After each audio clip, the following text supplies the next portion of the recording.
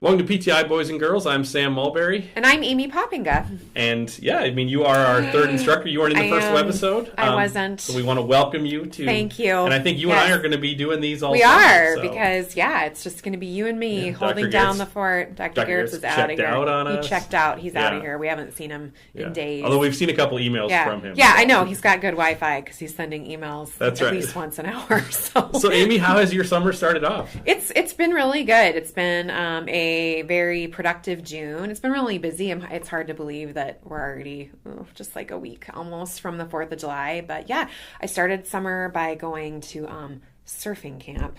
So in Costa Rica, which was kind of amazing. So that was really good and exciting. And then now I'm just kind of ready to, it's all downhill from here. So as a child of the 80s, surfing camp, space camp? Oh, that's a super funny question. For me, surfing camp, like it's funny. Even though I did learn that the ocean, like she's a dangerous mistress. but like space freaks me out more than sharks or manta rays or sand fleas, which actually was kind of a pretty gross problem. So Amy, our first topic is really to kind of circle back to what students talked about in their first discussion post, which is talking about online education. So Chris and I talked a little bit about this in the first webisode. After kind of reading some student responses, student thoughts on this, any reflections that you have? Yeah, I think that it's just, there's obviously a lot of mixed feelings about online education. I think something that came out is that a lot of people find it appealing. I mean, it is, I guess, for me, one of the positives of it is the convenience factor that you can kind of a little bit choose your own pace. You can fit things in where they work for you. It functions like what we used to call an independent study back in the day. And then also there were some of you that I always appreciate it when people actually express their concerns and say, this is new to me. I'm not sure. I haven't really learned in this type of format before. I'm a really visual learner, which I actually hope that if you are a visual learner, I think we've created an online course that works really well with that type of learning just because of the way that the museums are set up and the films are set up. So yeah, you just kind of have to, I think one of the hardest parts of online learning is you kind of can't, you don't feel like you can sense the whole picture. You kind of more are being led on a tour or a journey day by day, and you kind of have to think about like daily itineraries and just kind of trust the process a little bit. That's interesting because Chris and I teach a travel course, and there is an element that feels a little bit like just because that. I think there are certain things I think you almost aren't going to feel oriented to till you're done. And that's okay because you're kind of trying to figure out where you're headed, but it isn't the same as sort of sitting in a physical classroom and, seeing everything you're going to do over the course of the semester. And actually even I think physically knowing like, here's where we'll be, in October and here's where we'll be in November. So I think that can be just a little bit disorienting and something to kind of get used to. You kind of do have to get used to just saying, what's up today? What's up today? Right. I will say my big observation from reading those, when we've taught this course, the first time we taught it was the summer of 2013. And I think maybe like one or two students had taken an online course. Yeah. And now it feels like, okay, this is just something people do. Right, so yep. I mean, that actually makes me feel better that students kind of know what to expect. This is probably going to be different than a lot of online courses, but the rhythms of it, maybe are kind of similar. So another question. So students, at this point, you've completed your first museum assignment. We hope that went well. Yeah. Full disclosure, we're recording this on Friday. Right, so we'll find out. The 22nd? Today is the 22nd. Yeah, so students are working on it this weekend, but by the time you see this... right now. Yeah, so... what are your thoughts on the museums? Any advice you have for students as they're going through these, with the idea that they've already seen one? Right. Yeah. I mean, I think number one is, and this is the case for more than just the museums and CWC. Take your time. So you do really actually need to approach the virtual museum like when you would go to a physical museum, meaning that you don't say, oh, I have to meet a friend at 11. I have to work at 11. I'm going to try to get through the Guthrie or the Walker or whatever at like from 10:40 to 11 o'clock. I mean, you really do need to take your time. I think you're going to find them really interesting. The whole point of a museum actually is to observe certain things and stay and linger. Certain things aren't going to hold your attention as well, but you kind of say, okay, well, what's going on here? Let me look over it. And then maybe you move on more quickly than you do with some of the other stuff that you will observe. But I think that time is probably my biggest piece of advice is just really take your time with it. Don't get frustrated. So again, the first time it is sort of that same thing. It's a little bit disorienting. You don't quite know how it works. Anytime there, at least for me, is an element of new technology, I try to give myself plenty of time and patience. If something doesn't work the first time, please sort of look at what we have said about if it doesn't load, what kind of computer are you using, sort of like do what you can to try to figure out why things may not be loading or may not be working as well before you kind of panic and quit. So those are kind of my main, and remember, this is content. So ultimately, do you need to approach the museum from, I have to memorize every single thing that I see and read and hear? No, but you need to be thinking about what you're seeing. And as you're doing the worksheet, thinking about, what are you like, how is this a pedagogical experience? Like, how is this actually supposed to be teaching me something? So you're not passive. You need to kind of be actively engaging it. Yeah. With it. So I think going through the museum with your study guide open, and realizing the museum is more than the museum sheet, because if you're only getting that information, right, then you're not bringing in nearly enough of what you're going to need. Right, because I think otherwise it sort of feels like a hunt. Like, here's the thing I need to find. I'm going to go find that instead of I'm going to experience this, and then when those things come up, then I'm going to be able to fill that out. But knowing this is kind of like a textbook. Right. It just doesn't read in a linear way. Exactly. So I think that's a big piece. Yeah, things in there are important. They're not just there as like window dressing. I mean, the things that are in there are in there because they're significant and important. And I just really like that the museums actually, I think, bring in some of the content we don't necessarily do in the regular semester course. Just a lot of the interesting more the aspects about really what culture was like. I think we get to be able to explore it in a different way because of the museum format. So, and the last thing I would say about the museums is they don't go away. So once you finish that assignment, you can go back into that as you're preparing for the exam, things like that. So they'll be there, as are the films. I mean, that's what's nice, is that everything remains accessible. So maybe let's take a minute or two to think about the exams for a second. Yeah. So our first exam is coming up Tuesday, July 3rd, right? Which is nice. So it's right before the holiday. Before the 4th of July. Yep. Break get that coming out of there. Yep. What advice do you have for students as they're preparing specifically for the essays on the exam? Yeah. So I think, so again, the number one the number one thing I think I always hear after exams, I mean, and usually it's sort of like even within minutes after people finish the exam, is, oh my goodness, I didn't have enough time. And I guess my response to that, so I want to tell you that, students, because I want you to be fully prepared going in, that we have been really thoughtful about this, and we know that we have given the right amount of time. It's just it's more a lesson in time management. So my advice to you is that I think what happens, especially when something is being taken online, where obviously we can't prevent people from like using their book or whatever to try to make sure that every answer that they're being asked. In fact, you can use your book. I mean, you can. Yeah. So I think what's bad about that, though, or what creates complication, is that you have a set of objective questions and then you have these subjective essay questions. People spend so much time on those objectives because they're like, I want to make sure everyone's right. I want to make sure everyone's right. That then by the time they actually get to those subjective questions, they have 10 minutes left. And then they feel like, oh my gosh, I don't have enough time. We essentially cover the same content in a regular semester in the same amount of time that we give for the exam that we've created for online. And then what's interesting is after the first exam, those concerns go away because people sort of figure it out. So my advice is you should sort of look at those questions, kind of know what you're in for so that you can be thinking about it.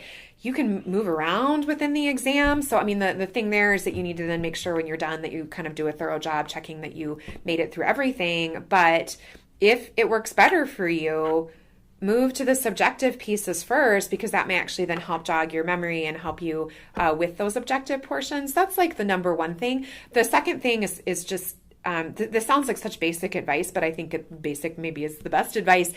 Like, prepare. I also think when we have online exams, then there's just a tendency to think, as long as I've got my stuff around me, then I will be fine. And I guess I liken it to thinking of when I bake or when I cook something and I have a new recipe, I tend to follow the recipe by getting all of the ingredients out, but I've learned over time that one of the challenges with recipes is when I get all the ingredients out and I think, okay, I have everything I need, but I haven't actually read through the recipe first. I haven't read that, oh gosh, step 1 says to chop up the 2 onions, which is going to take me 10 minutes. And then, preheat the oven. There's all these sort of time things that are embedded within. And so you really have to sort of read through and be familiar so that you're ready to go. And so all of that to say, the analogy there is be prepared. You need to approach this as you would other exams, meaning that you're not only familiar with the stuff you have around you, you're ready to use it. You are not trying to find things and kind of have no idea where stuff is. You want to have a sense of familiarity with the material. So if you're looking up a lot of objective information on the exam, that probably means things aren't going well. Right. We've read a couple of pieces of your writing at this point. So what advice would you have in terms of specifically when you grade the essay? Yes. What are the things that make a strong essay? Right. So listen to the feedback that Professor Mulberry and Gertz and I give to you in the comments on your writing. I know even just in the last couple days, for each writing assignment, there's that little rubric that says this is graded out of 10, and then here's the criteria, and it talks about we're looking for your use of content and your comprehension of the content. You have to demonstrate your comprehension of the content. So just mentioning something isn't enough. It's adding some sentences to suggest that you understand what is being said there. Another thing that we point out in the writing assignments is support your opinion with the content. So using quotes that are relevant and strong and useful, making sure that you do pay some attention to grammatical detail. I mean, we know that you're pressed for time, so we're not going to count off per se for spelling errors and things like that. But you need to actually have a structure.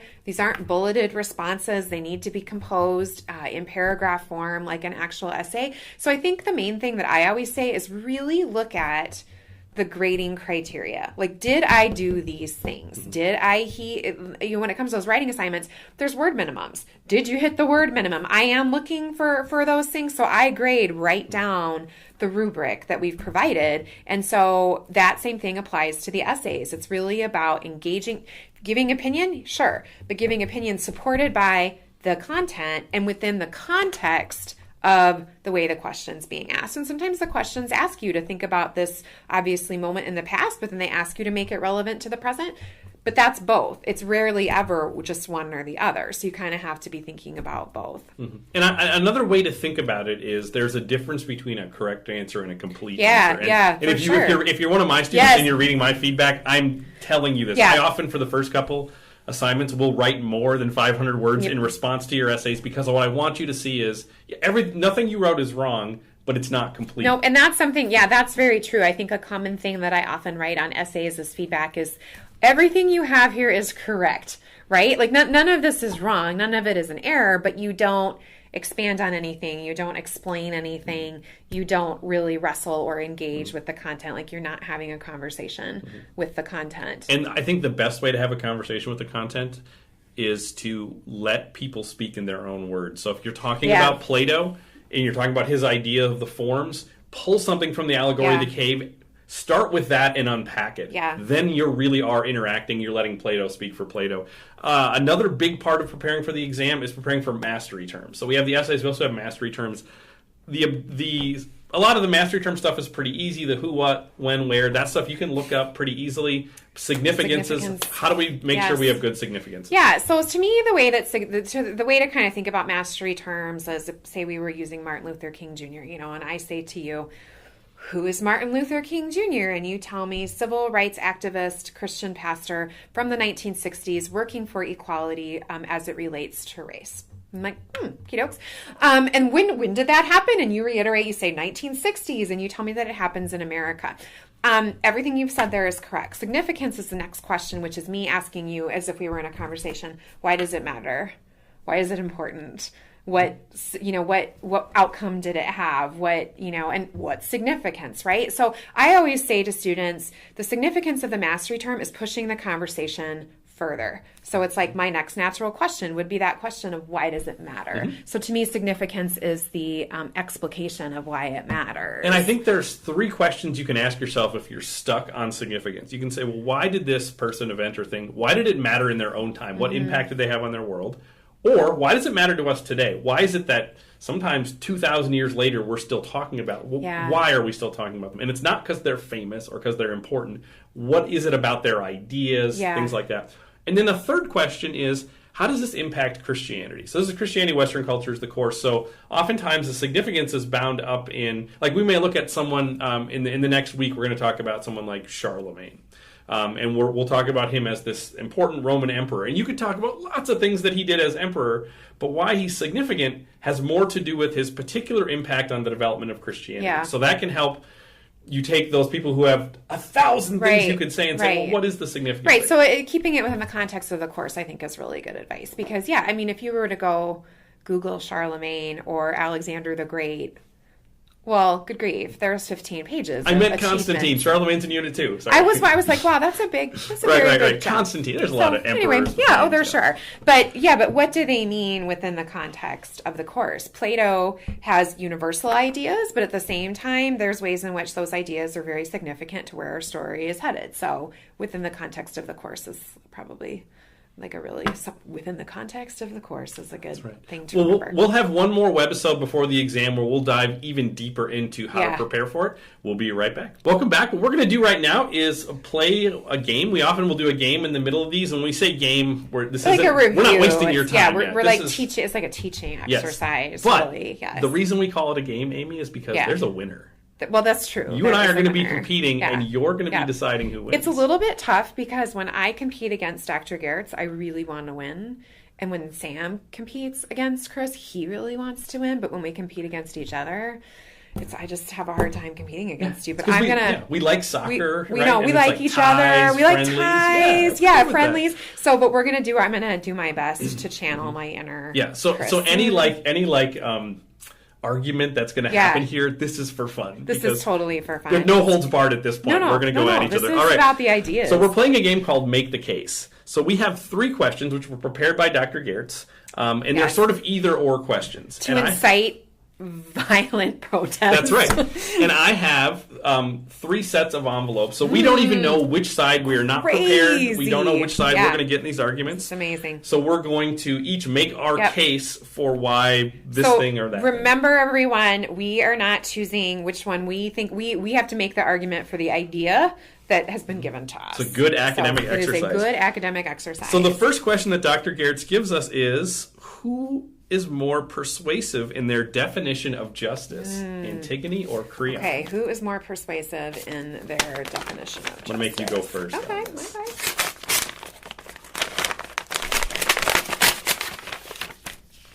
All right, who did you get? Oh, I got Creon. Okay. Make the case, Amy. I will make the case. So when we look at this context of ancient Athens and we think about Athens as being Athens is going to develop into what is the world's first democracy, the first sort of society that is ruled by sort of this idea of by the people and for the people. So let's know that that's sort of where ancient Greece is headed. At this point, when we have Creon, who is functioning as the king of his particular principality, we know that Creon rules with something of, I guess, what we would describe today as an iron fist. Although I think we always have to think about cultural context and think about our timing. So yes, by our standards today, when we look at Creon, we say, bad leader, seems really unkind. He seems to not care about anyone's opinion other than his own. But I would like us to pause for a second. At least late in the play, he becomes that. Yes, like if we look at the play and if we look at Creon's development, one of the things that Creon argues for is the strength of the state. He says, here's the thing, like you have to keep the state stable because a stable state means that it's going to be a secure environment for the majority of the people. So it's the whole idea that like keeping this central governing force strong is what's actually going to create security and stability for the most number of lives. And so he says, I'm the head of the state. And people look at me as being the one who like enforces what are essentially state laws, rules, and regulations are. If I'm seen as making accommodations to those, and especially if I am seen as making accommodations to those when it's sort of within my inner circle, this idea that this is my daughter-in-law who's making this request, and here we have, in this case, someone who has been who, it's not just me, Creon, who decided, who has been declared like an enemy of the state because of his actions. If I go back on this, it'll be seen as favoritism, and it also will be looked at as a weak decision on my part because I already made a decision. Like I already said, this is what we're doing. Nope, we're upholding it. He isn't getting the burial. So now if I go back on my word, I look like, I mean, this comes back from the, the Mitt Romney, Barack Obama days, but the idea of being a flip-flopper. Like I don't stand firm in my decisions and I go whichever way the wind goes. Hey, why am I standing firm in these decisions? Not because I think I'm the best ever, but rather because my job is to make sure that the state authority is what is respected and kept in place, because that keeps, again, the most people safe. Like the largest number of people is kept safe by saying we have to keep a stable state. If you are to, if opposition is thrown up and then I go ahead and waver and cave in and change my mind, that is just going to open the door for anybody who doesn't agree with what the state sort of laws are to then throw up more opposition. And that might lead to anarchy, and anarchy will lead to chaos, and that chaos will probably involve violence. And ultimately what will happen is it will create havoc in society to where people's lives will be lost, and the stability of both the government as well as like the economy and social structures will all fall apart. So at the end of the day, what Creon is trying to do is not defend himself, but rather defend the system for which he resides as at the head of that system. So... All right. Well, I am going to be arguing in favor of Antigone's definition of justice. Just moved by emotion. I feel bad. I feel bad starting after we prepped everybody for this, starting by saying I actually really liked what you had to say.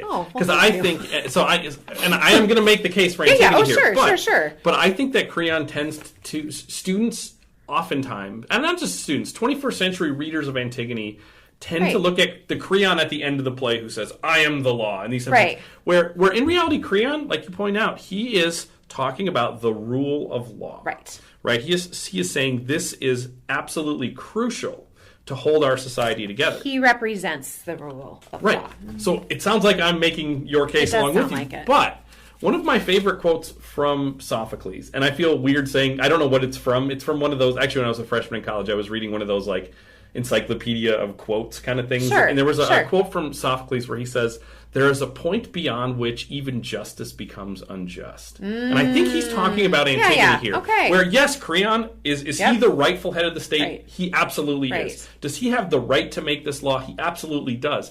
Is there within the realm of human justice, is his decision just? It absolutely is.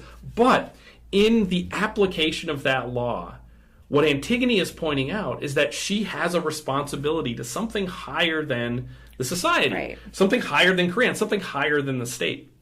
And this actually, I mean, it's interesting to think about this play being seen by Athenians. Because Athenians, I think, would tend to look at what Creon is saying is like, the state, the city, the polis is the thing that holds us together. But she's saying, we must not forget the eternal. We must not forget the gods. And what do the gods tell us to do? And I think sometimes, as 21st century Americans, we sometimes look at the Greeks and we love their democracy, and we tend to take them and want to kind of take away their religious stuff and be like, oh no, they're these people who are the roots of Western democracy. But they also do believe in the gods, and they do believe that what the gods say matter.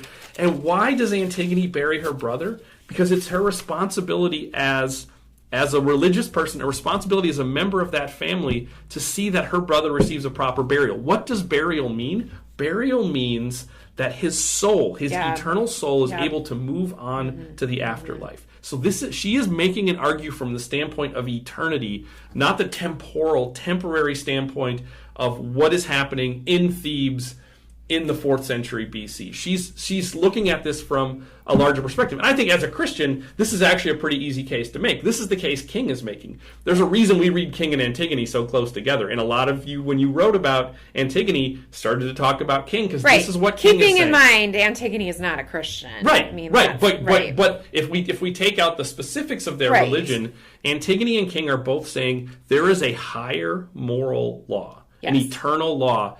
And that is where we need to root justice. Because what are human beings? Human beings are fallible. They're subject to avarice. They're subject to jealousy, right? And those are the things that are going to make, whenever you endow a human being or human institutions with the power of justice, you're going to run into those problems unless they are moored to this eternal divine concept of law. I agree with that. I mean, I certainly find a lot to relate to in what Antigone is arguing for. I appreciate about Antigone that one of her central arguments for why she's doing this is because she says, who but me? You know, like she kind of goes through like, here's why this has to be me. Here's why this is my duty. And obviously the familial duty is something that I think is admirable and something a lot of us relate to. I think the difficulty sometimes in making these sort of decisions about saying, okay, she's appealing to this thing that is higher. She is saying that at the end of the day, we're sort of talking about his soul, is you're talking about a system that you are trying to push back against, ultimately not knowing. She doesn't know she's right.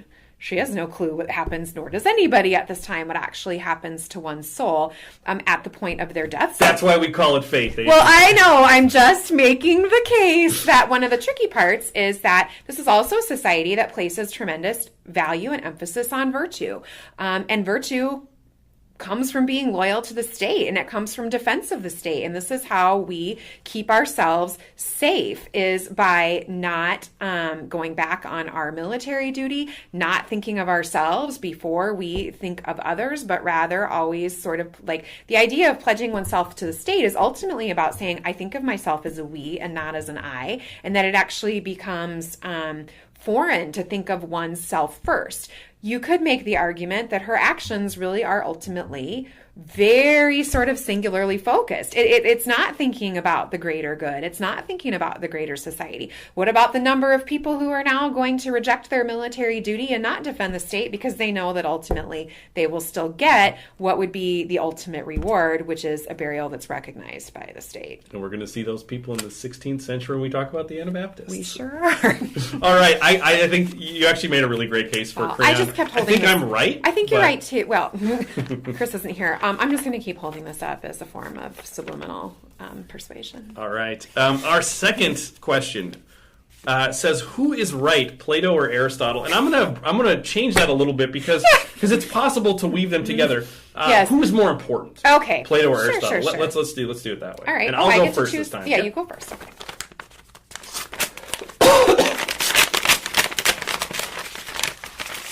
I will be arguing the case of Aristotle.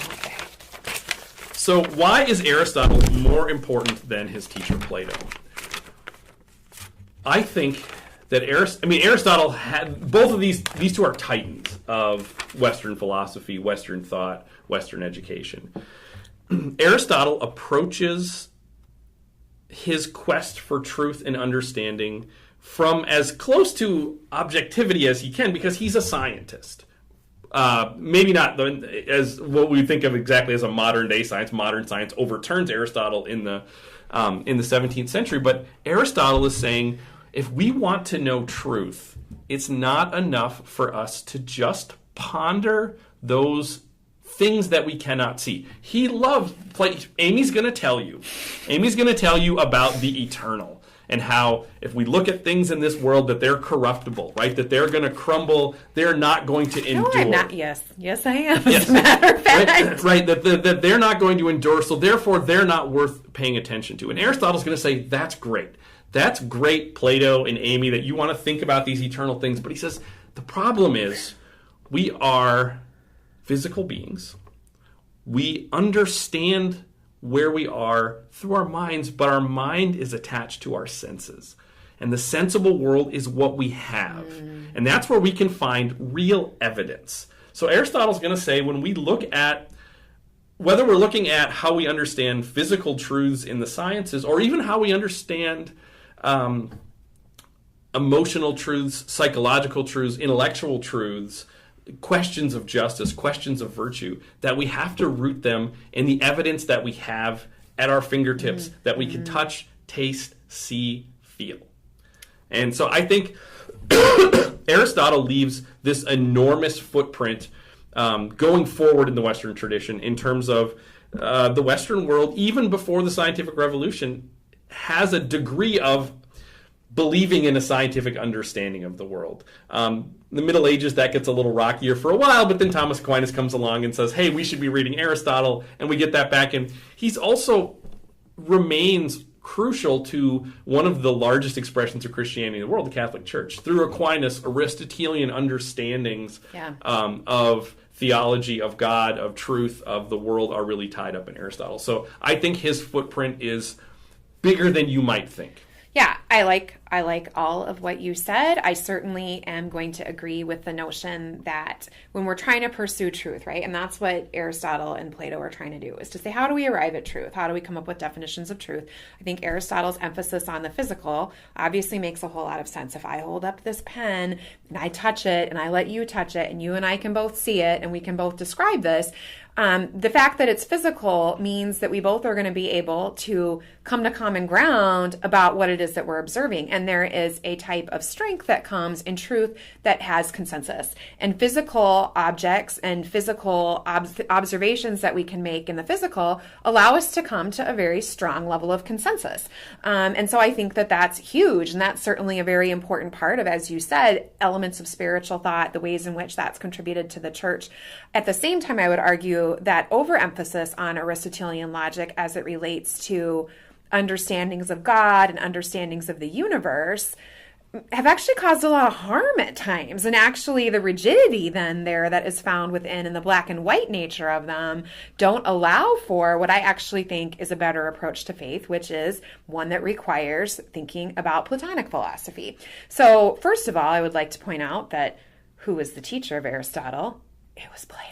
So we have no Aristotle without Plato. So you're saying that teachers are better than their students, so you're better than their viewers, where I'm saying they're going to pick up. What I'm saying is that Aristotle is building on and responding to something, right? And so he is building on and responding to Plato. And what good teacher doesn't want a student that responds to their ideas, critiques their ideas? And I think, the teacher actually often holds firm in an idea simply so the student will be stretched and the student will try to look for what are the flaws and try to be creative in the way that they're going to think about it. So I also want to point out that your answer was lovely and articulate in terms of we have to focus on what we can see and we have to think about what is here. We have to focus on that which is sort of, quote, real and provable before us. Students, I want you to think about the ways in which the argument Professor Mulberry has made is not one that would certainly be bought into by Antigone. You made kind of an opposite argument in terms of, what matters? We did kind of get the opposites here. Right, yeah, right? So I think that's kind of a funny thing to think about. I think that there are questions, and I actually think that there are questions that are fundamental to what makes us human. So you made the comment that humans are physical, and yes, we are, but we're also physiological. And so I have a physiological connection. Who I am is not just my physical. Who I am is also not just my mental and my emotional and my spiritual. It's all of those things at once. And we become the embodiment of not just physical characteristics, but ultimately our belief sets and systems. If you were to say to me, Amy, how do you prove that you love your children? How do I know that you love your children? Well, certainly there would be physical things I could point to. I'd be like, I'd provide for their basic needs. Look, they got fed today. Look, I made sure someone was watching them right now while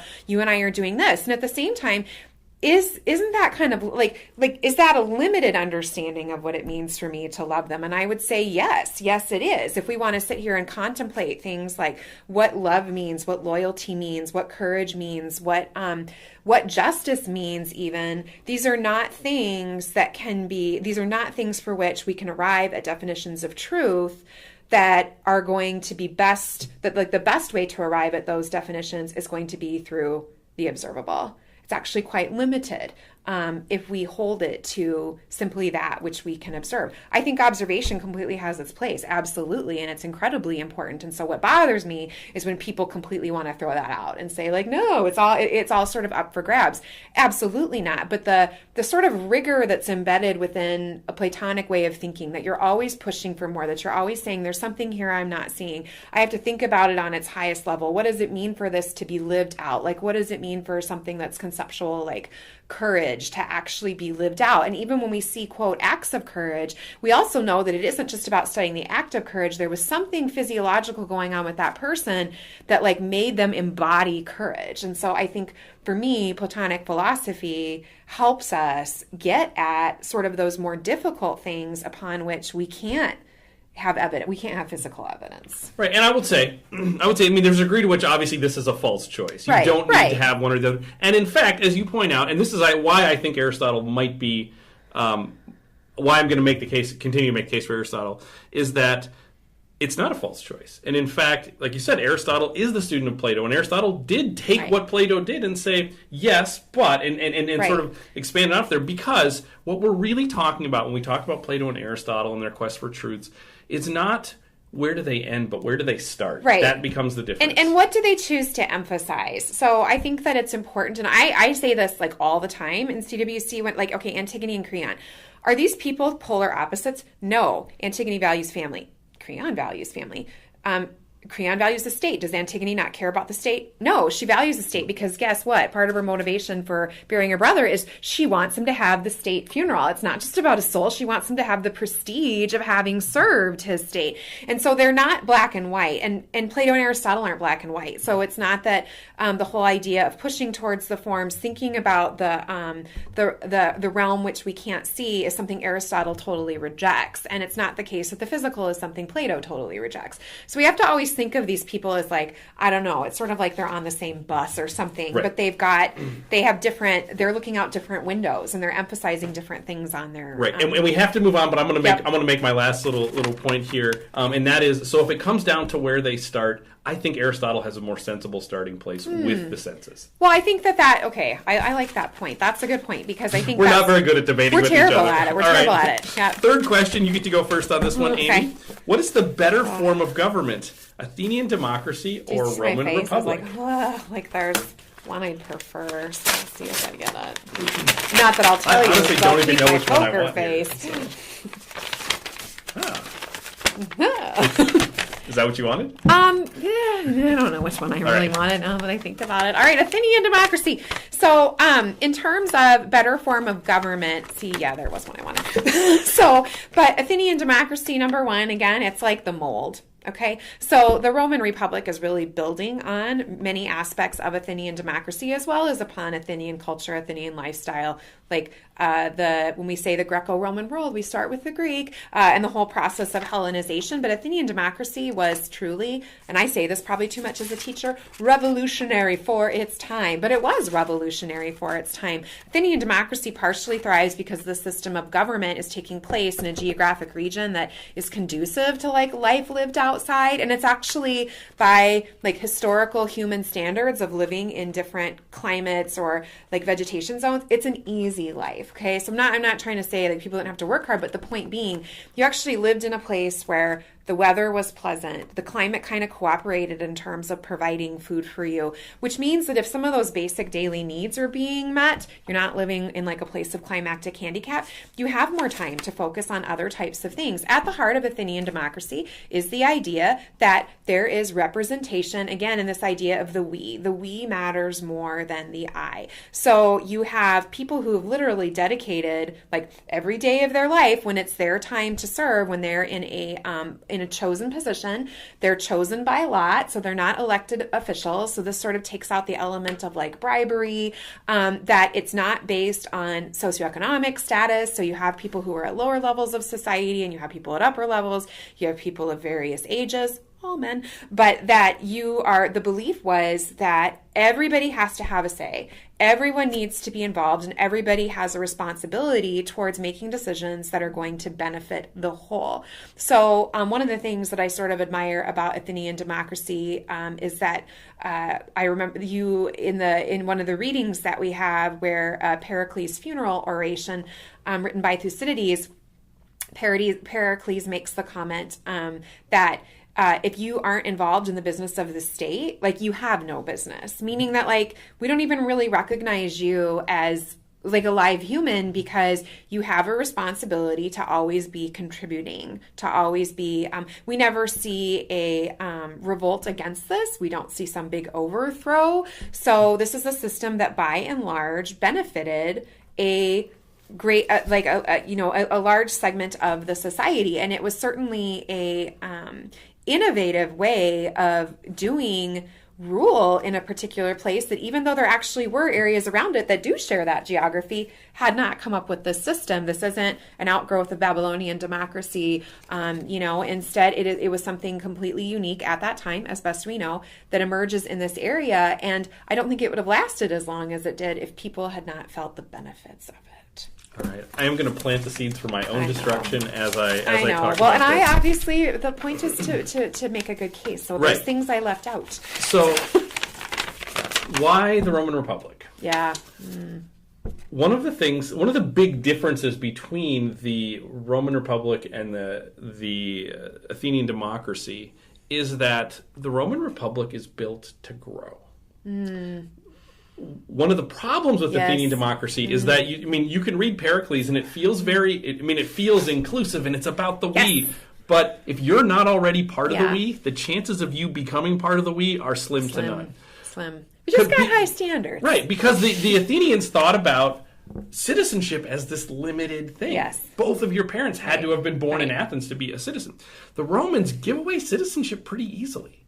Right? So it is built to grow. There's a reason when we talk about the Athenian Empire, it's like a couple islands outside of Athens, right? Right. When we talk about the Roman Republic, by the time we get to the time of Julius Caesar, the Roman Republic's basically the Roman Empire. Right. And ultimately not sustainable. Right. No, and it's the problem is it's built to grow, but then there's a point where you grow too big for being built to grow. But I actually think the expansion of citizenship is one of the strongest points here. Well, I'm going to concede that point. And it's representative. So there. I love Athenian democracy. Everybody has a say. Everybody has to decide on everything. I mean, the word for somebody who doesn't participate in the Athenian democracy is what? Well, it's the idiotos. Yeah, so idiot, right? Idiot. An idiot is somebody who does. So I love that. That sounds great. It also, imagine living in it. Like I kind of like the idea of saying, you know what? Let's pick some people to represent us. Let's pick some people to speak for us. It also, and this is not untrue of Athenian democracy either, but the Roman Republic lasts longer. Yes. And so we see this more is that the Roman Republic changes with the time. You start by just having the Senate and then the elected officials. Yes. And then you eventually say, well, we actually need to have the plebeian class. They need to have a say too. So we have a plebeian assembly. Yeah. And we have tribunes who are there to speak in the Senate for the plebes. That it's in the same way that the beauty of the American Constitution is that it's a living document. Yes, right. The Roman Republic is living. It changes, and it allows for it to grow. Yes. So it allows for it to grow and change. Now, the problem embedded in that, so I'm going to tee this up and you can take it, all right, is that it's when you have something that can grow and expand, that is the seeds of empire. It is. That's right. And so as empire begins to expand and grow, ultimately you decide, well, this is too big for this particular type of system. And so it will give way to becoming an empire where ultimately you will be led by a series of emperors, many of whom viewed themselves as God, and that as citizens of the Roman Empire, you were expected to recognize the emperor as God and have your worship be to the emperor alone. And we don't see that same abuse of power in Athenian democracy. That again here, it's this notion of that, like, the people decide. We just abuses power in case of Milos and things like that. Well, at least there's more people. Right. I'd like to point out that like neither of these are representative of like women. They're both built on slavery. Right. So yeah, and I mean one of the you and I have both talked often about how successfully you and I would live in like a communist environment, because we do just like to be told what to do, and we kind of like it when everybody just has the same stuff. Mm-hmm. Same clothes to wear. Same clothes to wear. We live in the same apartment. When I come to your place, I know where the bathroom is. That's right.